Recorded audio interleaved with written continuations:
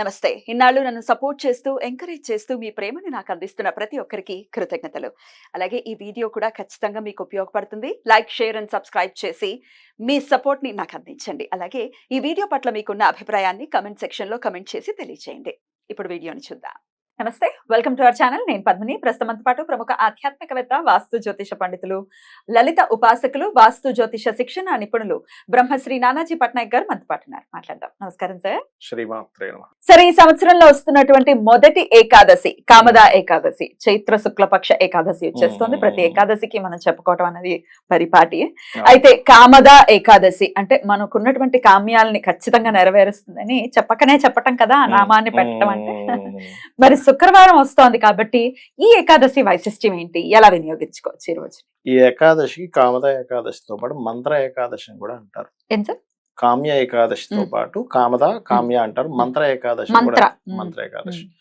ఈ ఏకాదశికి విష్ణువుతో పాటు కామాక్షి అమ్మవారి ఆరాధన ఇంకా గొప్పగా పనిచేస్తుంది. అద్భుతం. ఎందుకంటే ఇప్పుడు మీరున్న ప్లానటరీ పొజిషన్స్ కనుక చూస్తే, శుక్రవారము సింహరాశిలో చంద్రుడు ఉండగా, సింహరాశికి కోణస్థానంలో అంటే భాగ్యస్థానంలో రవి గురువులు ఉండగా ఏకాదశి ఏర్పడుతుంది. అంటే రవి గురువుల సంబంధం ఏమిటంటే అది మంత్రస్థానాన్ని అభివృద్ధి పరిచే కాంబినేషన్. రవి గురువులు కలుస్తే ఎప్పుడైనా గుర్తుపెట్టుకోండి. ఆ రెండు కలిసి ఉన్నాయి అంటే గనక దాని ప్రభావం ఏంటంటే, అసలు మీరు మెడిటేషన్లోకి వెళ్ళినా, లేకపోతే ఏదైనా ఒక సంకల్పంతో, ఒక కోరికతో మీరు కనుక ఏదైనా ఒక మంత్రం తీసుకొని కనుక చేశారు అంటే ఖచ్చితంగా నెరవేరుతుంది. అందులో ఎటువంటి సందేహం లేదు.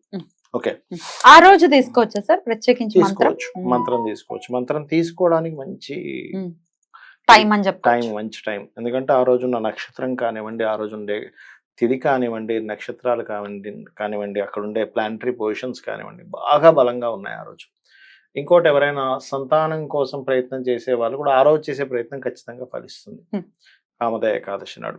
సర్వసాధారణంగా ఏకాదశి అంటే ఏంటంటే, మీరు ఏ దేవతా సంబంధించిన పూజ చేసేటప్పుడైనా ఉపవాసం ఉన్నా లేకపోయినా పెద్ద ఎఫెక్ట్ ఉండదు, కానీ ఏకాదశి ఖచ్చితంగా ఉపవాసం ఉండాలి. ఎందుకంటే విష్ణువు ఉపవాసం ఉండడం ద్వారా అనుగ్రహిస్తాడట.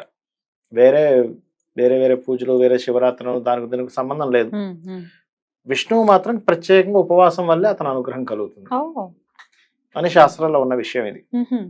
ఓకే, అయితే ఈ రోజు ఉదయం నిద్రలేచే వెంటనే కాలకృత్యాలు తీర్చుకొని మీ నిత్య పూజ అయిపోయిన తర్వాత విష్ణు సహస్రనామాలతో పాటు కామాక్షి అమ్మవారి యొక్క స్తోత్రములు చేయడము, లేదా ఓం కామాక్షి దేవి అయి నమః అనే మంత్ర సాధన గనక చేసినట్లయితే ఖచ్చితంగా ఫలితం ఉంటుంది. అయితే ఇందులో ఇంకొంచెం బలంగా మాకు కోరిక ఉందండి, ఇంకా బలంగా మాకు క్లియర్ అవ్వాలి అనుకుంటే కనుక ఒక కలశం పెట్టుకొని, ఎర్రటి వస్త్రం కలశం మీద మనం దాన్ని బ్లౌజ్ పీస్ లాంటివి పెడతాం కదా, కొబ్బరికాయ పెట్టి ఎర్రటి పుష్పాలతో గనక మీరు పూజించి అమ్మవారి నామాలని లేదా కుంకుమతో గనక పూజించినట్లయితే మీ యొక్క సంకల్పం ఏదున్నా అమ్మవారు నెరవేరుస్తుంది. ఏ కోరికైనా, అది డబ్బుకు సంబంధించి. అయితే ఆ చెంబు పెట్టినప్పుడు దాని మీద కళ్ళ బొమ్మ వేయాలి, ఐస్ కళ్ళు వేయాలి ఖచ్చితంగా. కామాక్షి అమ్మవారి కాబట్టి కళ్ళు వేయాలి. మీరు కొన్ని పూజల్లో చూడండి, ఖచ్చితంగా దాని కళ్ళు వేస్తారు, వేయాలి, నేత్రములు వేయాలి. ఖచ్చితంగా కామాక్షి అమ్మవారికి సంబంధించి పెట్టుకునేటప్పుడు 100% కళ్ళు వేయాలి. అక్షులు కదా కామాక్షి, కోరికలు తీర్చేది, కాముడిని కళ్ళల్లో పెట్టుకొని చూసుకునేది, రెండు అర్థాలు దానికి అక్కడ. ఓకే, అది చేసుకోవాలి. అండ్ అలాగే ఆ రోజు జాగ్రత్తలు ఏమిటి, విధి విధానాలు ఏమిటి అంటే, పెద్ద విధి విధానాలు ఏం కాదు, కానీ కొంచెం ఇంట్లో ఎప్పుడైనా సరే అమ్మవారికి సంబంధించిన ప్రత్యేకంగా ఇలా కలశం పెట్టుకొని ప్రత్యేకంగా సంకల్పం చేసుకునేటప్పుడు మాత్రం ముందు రోజు కొంచెం నీట్ గా పెట్టుకోవాలమ్మా, ఇల్లు శుభ్రం చేసేసుకోవాలి. ఎందుకంటే ఒక దేవతను మనం పిలుస్తున్నాం అక్కడ. ఎందుకు, మనం ఒక చుట్టం ఎవరైనా వస్తున్నారంటే ఇల్లు నీట్ చేసి పెట్టేసుకుంటాం కదా, క్లీన్ గా. అక్కడ ఇక్కడ ఉన్నాయా తీసే, ఇవి తీసే అని చెప్పి నీట్ గా పెట్టుకుంటాం. మరి దేవత వస్తుంది ఇంటికి, ప్రత్యేకంగా ఒక శక్తి వస్తుంది మీరు కలశం పెట్టినప్పుడు. నిత్యము అక్కడ దేవత ఉండడం వేరు, మీ పూజ గదిలో దేవత ఉండడం వేరు, ఆ రోజు ప్రత్యేకంగా మీరు పూజ చేస్తున్నప్పుడు వేరు. ఏమంటే మేము ఇంట్లో రోజు ఇలాగే ఉంటున్నాం, అతిథి వస్తే ఏమిటి అనుకోవట్లేదు కదా, శుభ్రం చేసుకుంటున్నాం. అదే విధంగా ఇక్కడ బాగా శుభ్రం చేయాలి ముందు రోజు, ఇలా సంకల్పం చేసుకునే పూజలకి. చేసుకునే వీలైతే కడుక్కోవాలి, వీలైతే గోమూత్రం చల్లి కళ్ళుప్పుతో కడుక్కుంటే ఇంకా మంచిది, ప్రోక్షణ చేసుకుంటే. ఇంకా మంచి ఫలితం వచ్చింది. కడుక్కొని చేయాలి అనేది శాస్త్రం చెప్తుంది సార్. చెప్తుందమ్మా. ఎప్పుడైనా ఇల్లు కడుక్కోవాలి అని అంటే ఇప్పుడు అందరూ ఫర్నిచర్ల మీదనే దృష్టి అంతా ఉంది. అవునమ్మా, ఫర్నిచర్స్ అవును. పాడవుతాయి, లేకపోతే అవునమ్మా, ఈ మధ్య కాలంలో అసలు చిల్లులే పెట్టట్లేదు సార్ నీళ్లు పోవడానికి. అవునమ్మా. అది వాస్తు ఎలా చూస్తుంది సార్? చిల్లు అసలు పెట్టకుండా ఉండొచ్చా, ఉండకూడదా అసలు? అంటే ఎట్లా? చిల్లు పెట్టడము అంటే కొన్నిసార్లు ఎందుకు పెట్టట్లేదంటే అమ్మా ఈ పురుగులు పురుగులు వస్తున్నాయి సరే. ఇన్సెక్ట్స్ వస్తున్నాయని నేను పెట్టట్లేదు. వాస్తు గురించి అడుగుతున్నాను సార్. పెట్టకపోవడం వల్ల దోషం ఏం కాదు. ఏం లేదు కదా. ఏం లేదు. ఒకవేళ అంటే మీరు అన్నట్టుగా మరి నీరు ఎలా పోతుంది, కడగాలి మ్మ్. అన్నప్పుడు నీరు పోతుందంటే చిల్లు పెట్టి మళ్ళీ అది మూసేసేయచ్చు. మూసేసుకోవచ్చు కదా, మూసుకుంటే ఎన్ని అయిపోతుంది కదా. ప్రత్యామ్నాయాలు లేవు. ఎన్ని లేవు, ఆ చిన్న నట్ బోల్ట్ లా పెట్టుకున్నా అసలు ఏమీ ఎంటర్ అవ్వదు ఎగ్జాక్ట్లీ కదా. ఎగ్జాక్ట్లీ చాలా ఈజీ కదా. ఎగ్జాక్ట్లీ. అంటే ఆ చిన్న ఈజీ ప్రాసెస్ అని మర్చిపోయి ఇంకేంటో వీళ్ళు అండ్ కాన్సన్ట్రేషన్ ఫర్నిచర్ మీద ఉండటం ఎంతవరకు సమంజసం సార్? ఒక ఒకటి- వాస్తు పండితులుగా చెప్పండి. ఫర్నిచర్ మీద ఉండడం తప్పేం కాదు, మ్మ్. కానీ ఆ ఫర్నిచర్ ఎక్కడ పెడుతున్నారు అది ముఖ్యం. మ్మ్. వాస్తవంగా కడుక్కోకుండా ఉండటానికి ఫర్నిచర్ పాడవుతుంది అనేది 100% తప్పు. తప్పే కదా సార్. తప్పే. ఇప్పుడు మనం స్నానం చేయకుండా ఇప్పుడు జుట్టు పాడైపోతుంది స్నానం చేయకపోవడము, మేకప్ పాడైపోతుంది ఏమన్నా మొహం కడుక్కోవాలన్నట్టుగా ఉంటది. అంతే కదా. కుళ్ళి చేస్తుంది తర్వాత కుళ్ళి జీవితం. నేను ఒకసారి మాట్లాడాను సార్ ఇలాగే, నాకు ఆ. ఆశ్చర్యం అనిపిస్తుంది. ఆ. మరి ఇల్లులు కడుక్కోపోతే అంటే ఫర్నిచర్లన్నీ ఏం చేసుకుంటాం అని కమెంట్లు పెట్టారు. అది ఎటు పోతున్నావు, ఎందుకు వస్తున్నాయి కష్టాలు అంటే ఇదిగో ఇందుకే. ఎందుకే వస్తుంది. చక్కగా ప్యాడ్ అలుక్కుని చక్కగా ముగ్గులు వేసుకుని ఎంత లక్ష్మీప్రదంగా ఉండే ఇల్లులు ఇప్పుడు ఫర్నిచర్లు వచ్చి మేము ఇల్లు కడుక్కోము అని అంటే కష్టం ఎవరు పడతారు? కడుక్కోని వాడు పడతారు. అంతే కదా సార్. నిజం ఎప్పుడైనా నిష్ఠూరంగా అనిపిస్తుంది. నిష్ఠూరంగా ఉంటుంది. అదే అంటే సరే. ఏం లేదు, ఇంకోటి ఏదో పాడవుతుందనే భావంతో అసలైంది జీవితాన్ని పాడు చేసుకుంటున్నాం కదా పాడు సార్. చేసుకుంటున్నారు. వస్తువుకి ఎంత ఇంపార్టెన్స్ ఇవ్వాలో అంతే దాన్ని ఇవ్వాలి. చక్కగా కవర్ వేసుకోవచ్చు. అంత Exactly. కావాలంటే ఒక కవర్ Exactly. కట్టేసుకొని అంతగా పాడైపోతుంది అనుకుంటే వాటర్ వేసి కడిగేసుకోవచ్చు. Exactly. పెద్ద కష్టమైన విషయం ఏం కాదు అది. Exactly. actually గా. ఎగ్జాక్ట్. అద్భుతం సార్, కొంచెం డివియేట్ అయింది. ఎనీవేస్ మ్మ్.